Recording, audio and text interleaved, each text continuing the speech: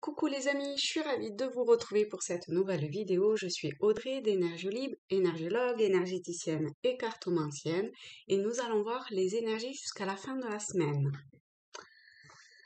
Allez, quelle est l'énergie principale dans laquelle nous allons être baignés jusqu'à la fin de la semaine? D'accord. Alors, on a cette carte-là. Donc, comme d'habitude, vous pouvez voir en quoi elle vous parle, elle résonne en vous, ce qui vous attire, etc.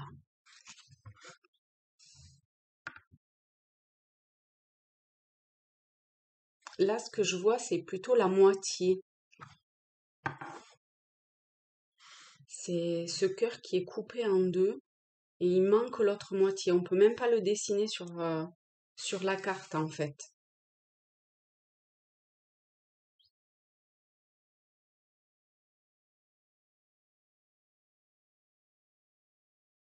Il y a une moitié qui est là, mais il manque l'autre moitié de ce cœur, vous voyez? Et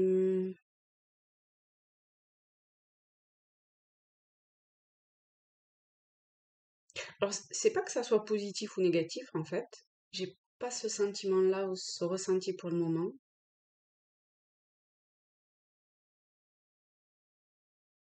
Il y a,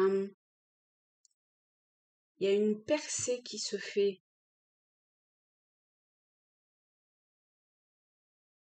Il y a une percée qui se fait sur la moitié de ce cœur qui est là, qui est bien présent. Alors peut-être qu'on vous le montre, qu'on essaye de vous le faire ressentir, vivre, toucher du bout des doigts.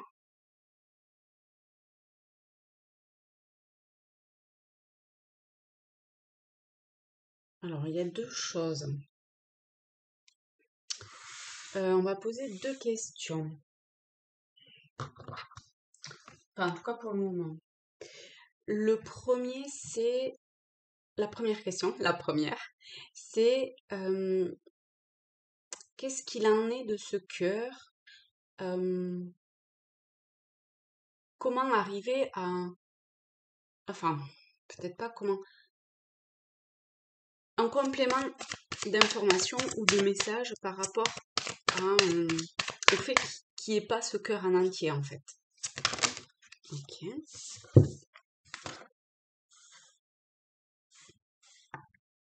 Alors, vous voyez... Hop, regardez. Celle-ci est arrivée en premier, cette lame-là. Et ensuite, il y a eu celle-ci. Là, c'est comme si ce personnage, vous voyez, il regarde en arrière.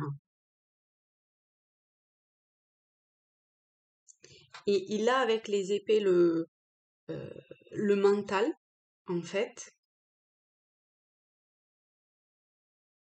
Il regarde en arrière et il avance dans forcément ce qu'il croit être la bonne direction, puisque c'est le mental qui a pris les rênes d'une certaine façon de ce personnage.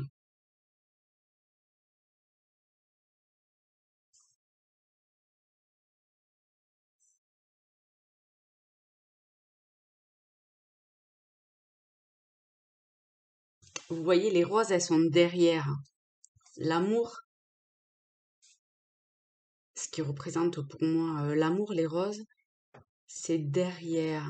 Donc en fait, ce qu'il fait avancer, c'est le mental et pas la, la vibration d'amour comme on a ici avec ce cœur d'ailleurs. Et c'est pour ça qu'il n'y a qu'une moitié, l'autre moitié n'y est pas. Et ce qui serait demandé, c'est avec la reine de bâton, c'est d'ouvrir son cœur, son plexus, Parce que le tournesol, c'est vraiment le plexus solaire en fait. Hein, c'est la couleur jaune. On voit qu'il y a le jaune aussi sur ses épaules.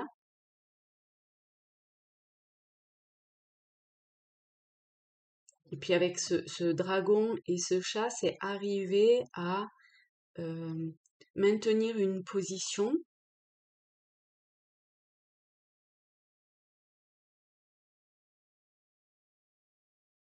qui serait, vous voyez, ça reprend en plus le rouge des roses et le rouge de sa robe. Et le rouge, c'est l'action. Bon, les roses rouges, l'amour. Donc, en fait, si vraiment vous voulez arriver à dessiner ce, ce cœur en entier, c'est, je pense, on va demander, mais a priori, ça serait arriver à lâcher en fait ce mental qui détourne, qui,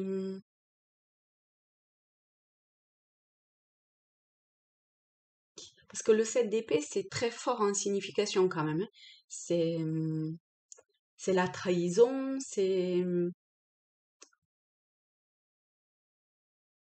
donc il y a une forme de trahison de soi-même ici.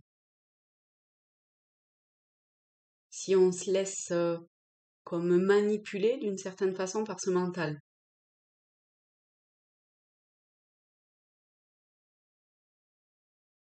Vous voyez, la reine d'épée, elle est entre ces montagnes rouges et ces montagnes blanches.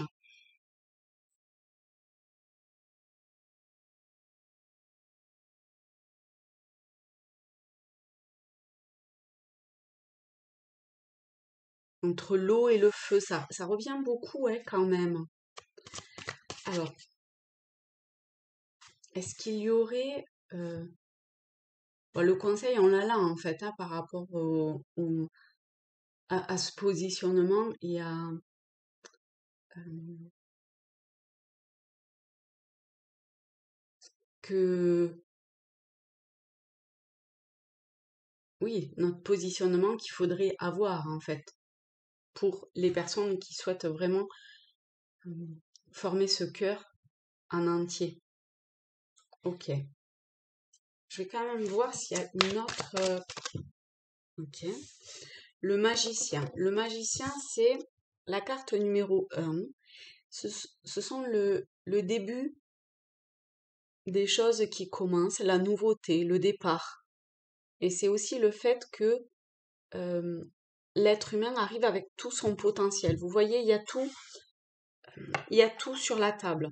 Il y a aussi bien les bâtons que le denier, que les coupes et l'épée. Donc vraiment, il a tout en main, tout, il a tout un potentiel en fait. C'est plutôt comme ça. Il a tout un potentiel euh, pour pouvoir euh, j'ai l'impression qu'il y a une forme de choix.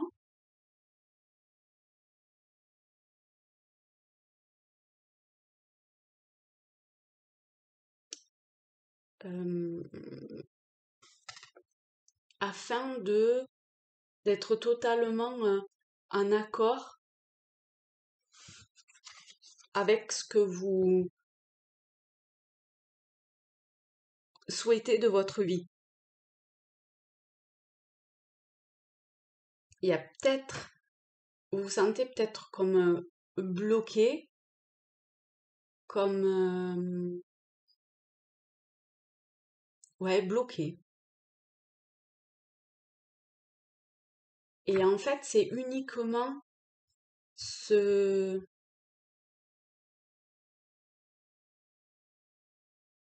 la seule chose qui vous bloque, c'est votre mental en fait. C'est ce que vous essayez, c'est ce à quoi vous essayez de vous raccrocher, alors que là, on demande uniquement de enfin, je sais pas si c'est se raccrocher, mais de suivre euh, cette, cette vibration d'amour ici, d'accord? Il y a une moitié qui est là, mais pas la globalité, quoi. Ok. Alors que tout est là devant vous, hein. Vous voyez tout ce tapis de rose qui est là? Ok. Ensuite, on va voir cette percée. Qu'est-ce qu'elle... en quoi elle cherche... Qu'est-ce qu'elle cherche à percer ou à... Ok. La renaissance. Bon. Vous voyez, c'est comme si elle cherchait à percer au niveau de cette barrière ici pour pouvoir avancer.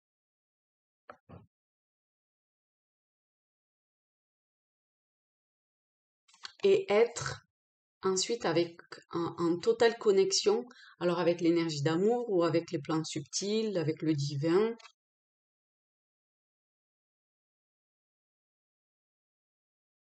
Alors, qu'est-ce que... euh, quel est le conseil ou les conseils? Bon, ben moi, ce qui est venu en premier, c'est euh, comme si on faisait table rase ou comme si on tranchait dans le vif. Vous voyez?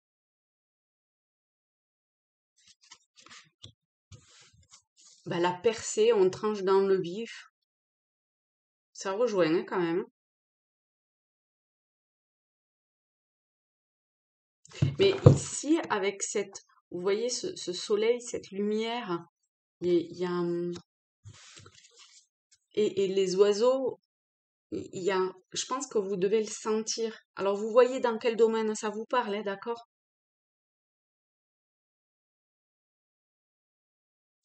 Donc, le conseil, c'est vraiment voilà, de couper, de trancher, de faire table rase.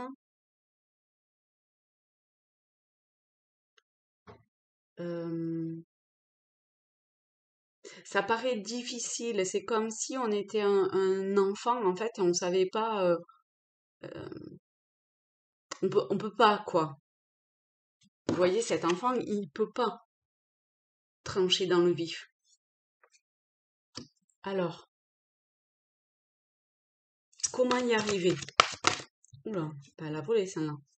En suivant, alors, votre lumière intérieure, en suivant, euh, en prenant conscience ou en vous remémorant peut-être des expériences passées qui peuvent vous aider à aujourd'hui avancer vers l'avenir, à, à faire fondre peut-être ce qui vous retient pour pouvoir avancer. Vous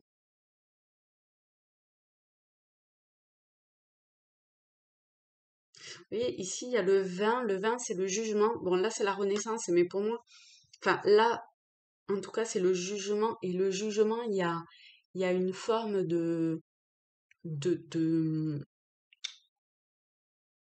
c'est le dernier jugement, quoi. Ça, il y a quelque chose comme ici avec le valet d'épée qui tranche radicalement. Il y a un verdict qui tombe. Il y a un truc à,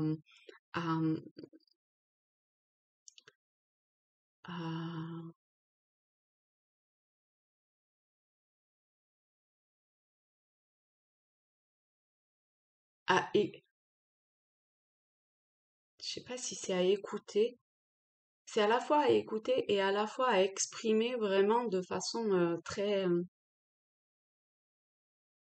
enfin le plus clair que vous puissiez, le plus clair possible.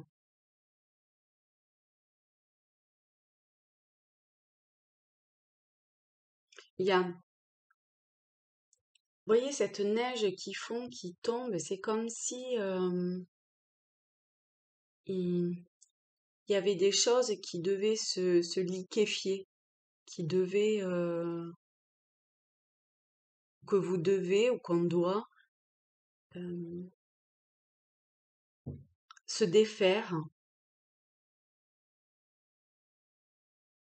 avec tout un potentiel qui est là, hein.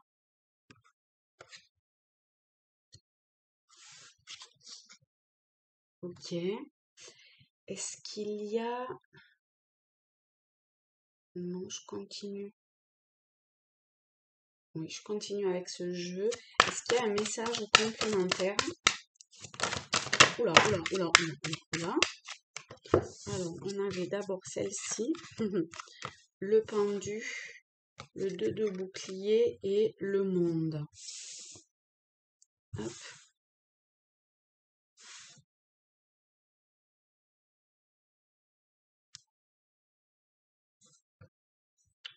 Alors,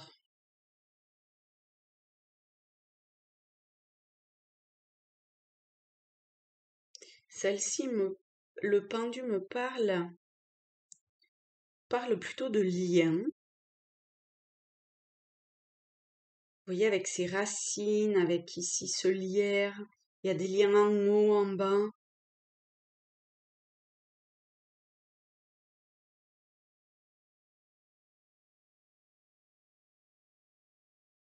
Il y a des liens qui retiennent. Il y a des liens qui bloquent.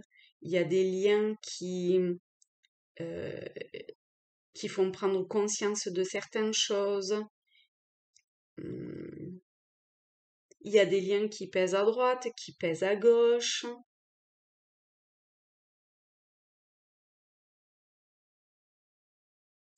Et en fait, tous ces liens-là sont, euh, sont magnifiques, sont comme joliment, pas, c'est pas que ça soit, euh, comment dire, embringués les uns dans les autres, c'est plutôt euh, que ensemble ils forment une sorte de d'unité parfaite, joliment orchestrée pour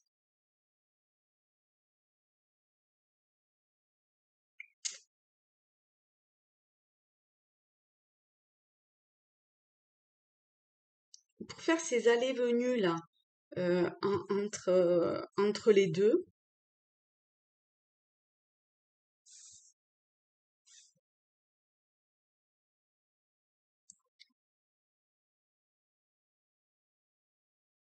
Et le monde, ça me parle pas d'épanouissement sur ce coup-là.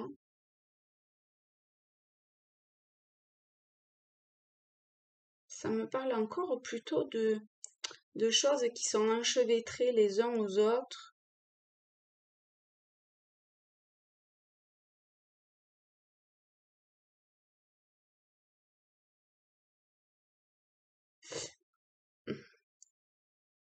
C'est comme si euh, tout... Alors, comment dire? C'est comme si et notre être et le milieu dans lequel on gravite, tout ça était comme... pouvait potentiellement, ou en tout cas on peut le ressentir comme des blocages, des liens qui bloquent d'une façon ou d'une autre.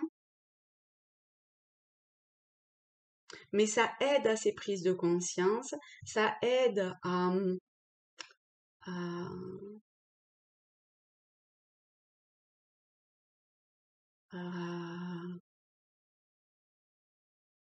ça aide à ces prises de conscience et ça aide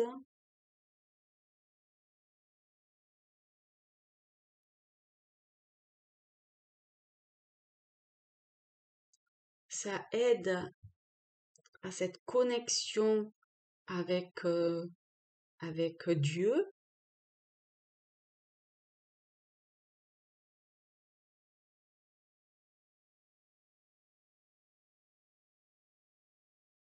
ça aide comme à petit se dissocier de, du monde.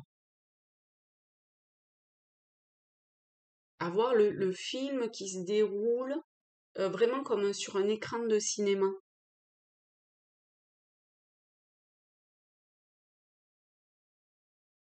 Ça peut être très très tumultueux hein, quand même. Hein,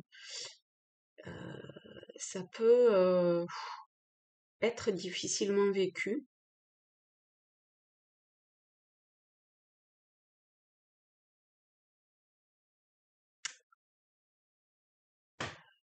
Il y a encore les pieds quand même dans la neige, ces pieds dans la neige. Qu'est-ce que ça peut évoquer, ces pieds dans la neige?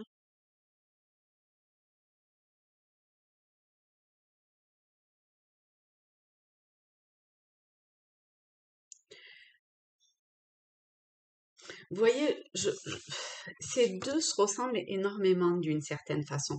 On a ces deux personnages qui ont les pieds dans la neige. Ici, on a le 8, l'univers, le divin. Et ici, au niveau de Merlin, de l'ermite, on a toutes ces petites, cette connexion aussi. Hein. Vous voyez, il y a plein de petites, comme étoiles, qui sont là. Chacun porte un potentiel dans ses mains.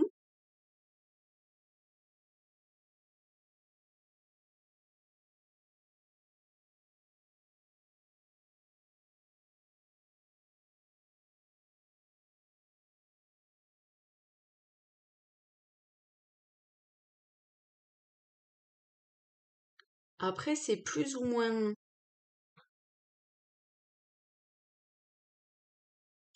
En fait, dans un, c'est quand même... vous voyez, on a cette impression que si jamais la glace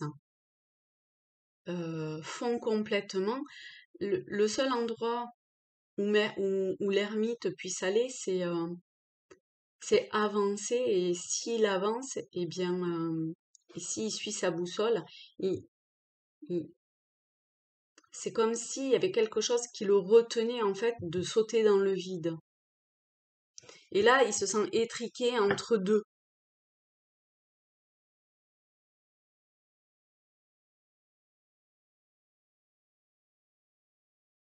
Ça a du mal à, à jeter dans le vide, hein, à avancer, quoi. Il y a toujours des choses qui retiennent. Peut-être que durant, jusqu'à la fin de la semaine, ces prises de conscience, là, par rapport à tout ce qui peut nous retenir.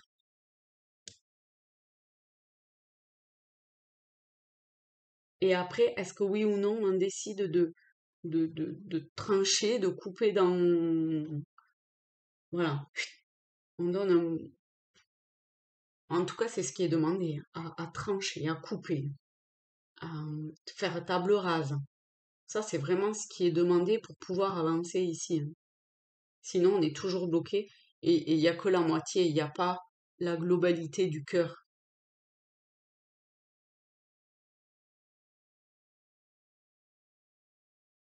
Voilà les amis, et ben, je vous fais de très gros bisous à tous, à toutes, et je vous dis à très vite.